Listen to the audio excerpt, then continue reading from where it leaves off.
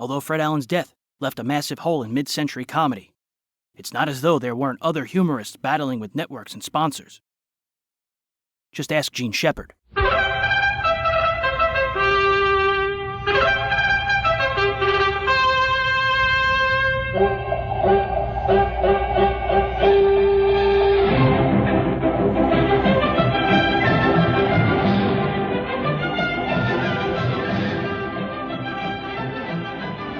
Gene Shepard was born on July 26, 1921 in Hammond, Indiana.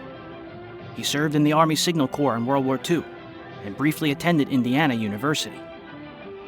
Shepard began his broadcasting radio career in early 1945 on WJOB and later working at WTOD in Toledo, Ohio in 1946.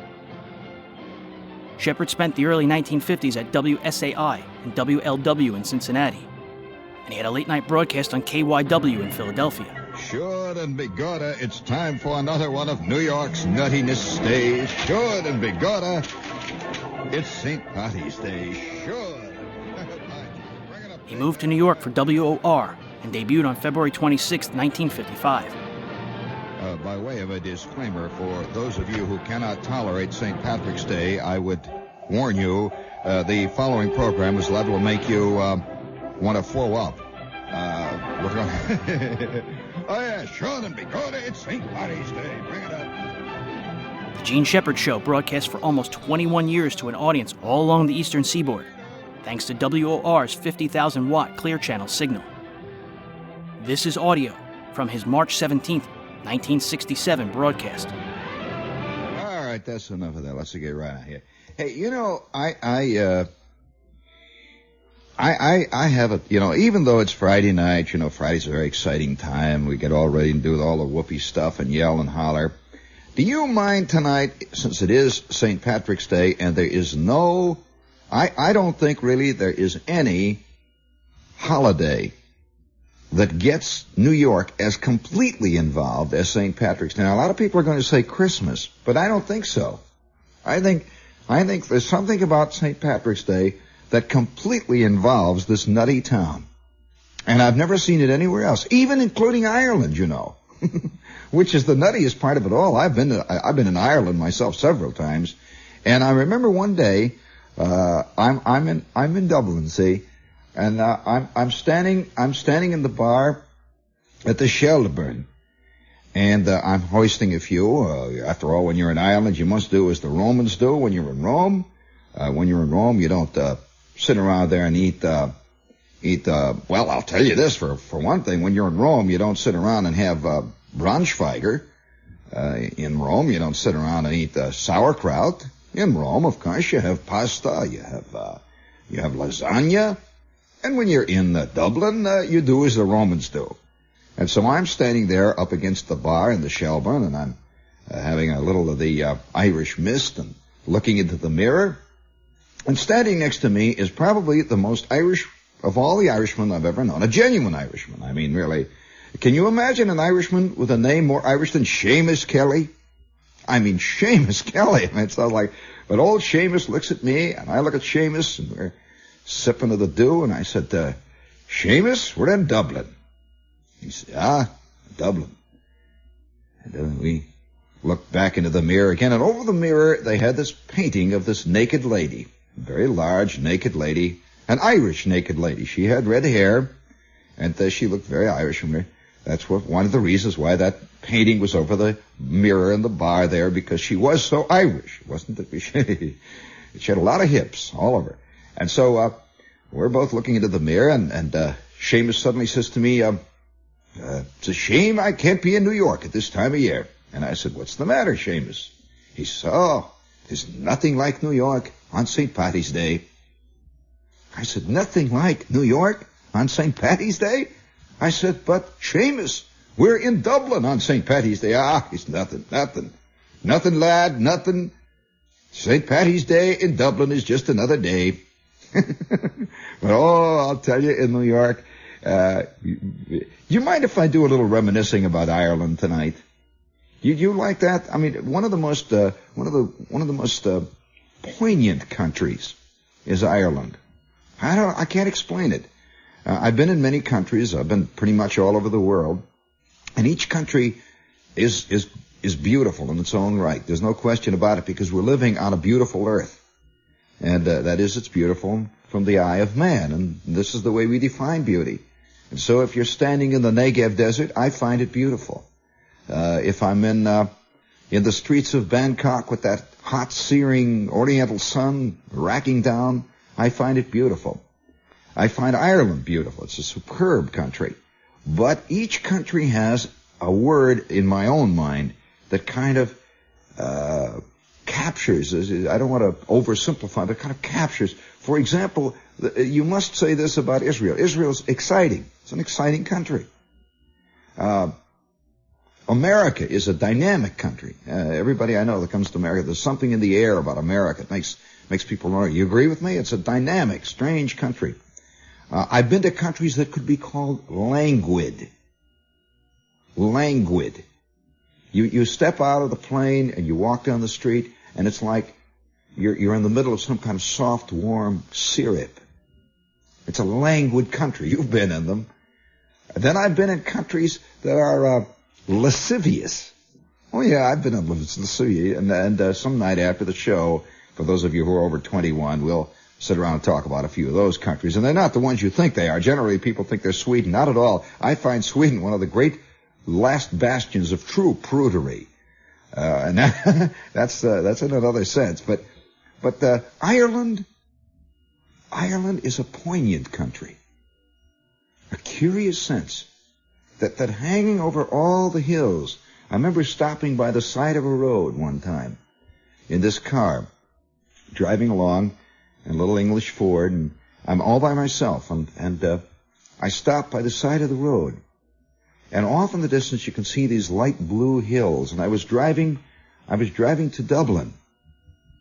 And between the blue hills and the road, there were, maybe 3 or 4 miles of peat bogs.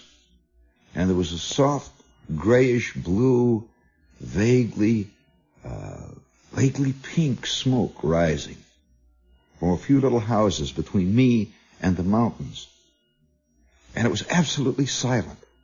And it was just about this time of the year. In fact, it was in March, and that's one of the reasons why I mentioned talking to Seamus about being in Dublin on St. Paddy's Day, which is exactly what happened a few days later. But I looked over this long, low, rolling field, this peat bog, and you could smell it. You could smell the grass, and you could smell the peat, and you could smell the smoke. It was all mingled in the air.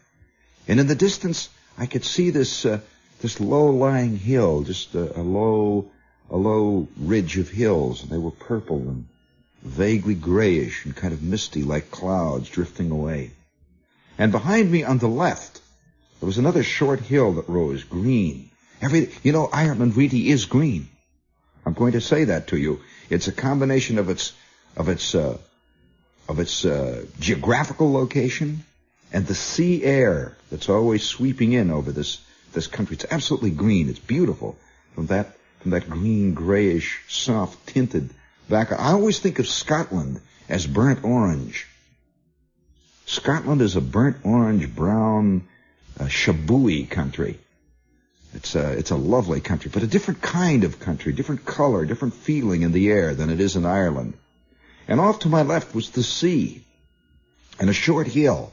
And rising out of this hill, there was a mound of red and gray granite stones, what was left of an ancient castle that had slowly given up and drifted down into the darkness of the ancient past, and now all you could see was this pile of stones outlined against the sky. And this was not tourist country. It was an old stone home that had finally lost the battle. And I could smell the smoke. It was silent.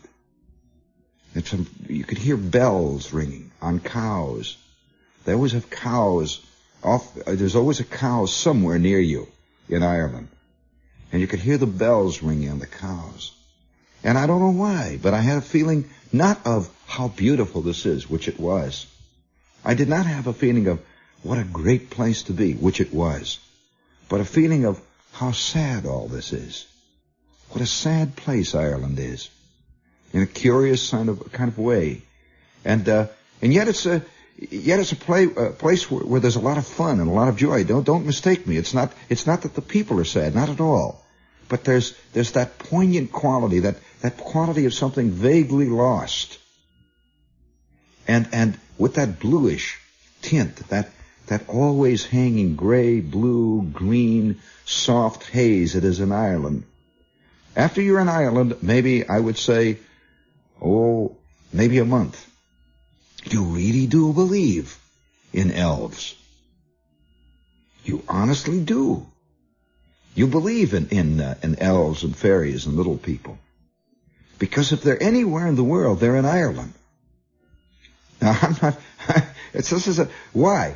Well, it's hard to say. And I remember one afternoon walking along a winding street in Dublin, right near the river. And that's one of the most beautiful rivers in the world, by the way.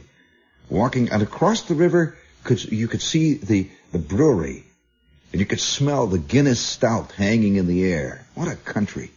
And we're walking along through this winding street that was vaguely wet, and I'm with Seamus. And I said, Seamus, it's a funny country. And this is after I had been there maybe 2 or 3 times. And the actual feeling of Ireland began to drift down into me. When you're first there, all you're interested in is the great dialogue and the dialect and the way the people talk. And Seamus and I were going out to lunch. And Seamus is a writer in Ireland. Almost all Irishmen are writers in one way or another, even if they never write, even if they only talk. It's maybe perhaps that sense of something lost and gone, which causes Irishmen to be what they are and talk the way they do, and think the way they think. And we went into this tavern. The curious thing about Ireland, too, is the love-hate quality about it. That all Irishmen love Ireland and hate Ireland. Maybe it's like life itself. Maybe this is why Ireland has a unique place in the hearts of everyone all over the world. Because I suspect that more of life, the real quality of what life is, can be found in Ireland than anywhere else in the world. Just like your own life. You hate it and you love it. And it's hard to know which is the most important. And you keep going back and forth, drifting around between those two poles, love and hate, love and hate. And in Ireland, it's always there. You look around and it's green and soft, and you can smell the sea, and you can hear the birds and the bells. And there's that drifting haze of peat bog and the smoke, and the magnificent horses, and the beautiful cattle, and the roads, the winding roads, and the old castles. And you have the sense of love and hate. And it's not really hate. It's sadness, really, more than anything else, because I don't think most people hate life. They get sad about life. And at the same time, they don't really love life. They exhilarate in it. They ecstasy in it. And this is the way it is in Ireland. You can't say you love it, and you can't say you hate it. And the Irishmen themselves, if you notice, most Irishmen leave Ireland and then spend the rest of their lives writing about it. With that strange Sean O'Casey, James Joyce, Frank Sullivan, you can go on down the line, and there they are, all of them. That strange. Speaking of, that reminds me. This is WOR New York. Hit the whoopee button, will you, man? There are many good beers in America today, and a fine thing it is because you have a choice of quality, of taste, of name, and of price. Now, for those who have a more than average liking for a refreshing glass